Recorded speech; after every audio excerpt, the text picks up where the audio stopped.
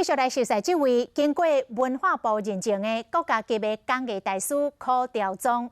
伊伫学校是读森林科，有一个机会转到灰仔厂去做品管。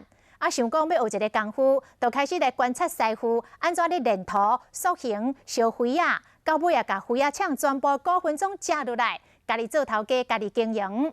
就算英国的灰仔愈来愈落水，伊嘛无咧惊，有缘是徛甲在。今仔日的看见台湾国宝师傅。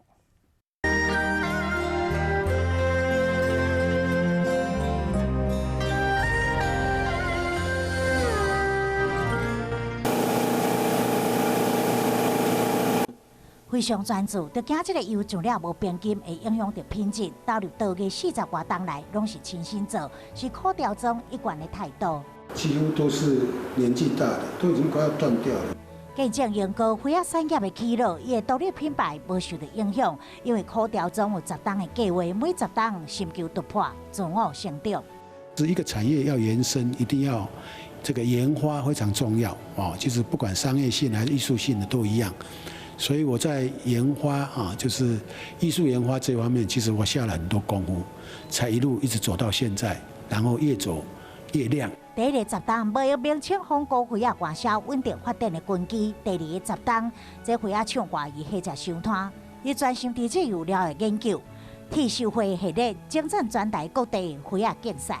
大概花了将近差不多10几年的时间，我用了大概5万多个饰片然后才产生这么漂亮的结晶铁锈花釉出来，所以它是非常珍贵的。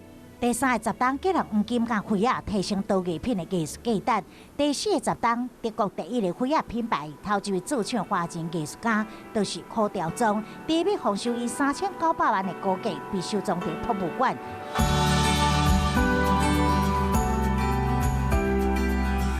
柯兆宗和台湾艺术在国际舞台发光发热。第5个10冬，甲重点放伫传承，希望灰仔创作过程中的高温磨练，然后少年人行着倒退，才当互灰仔的水甲传奇继续创新延续。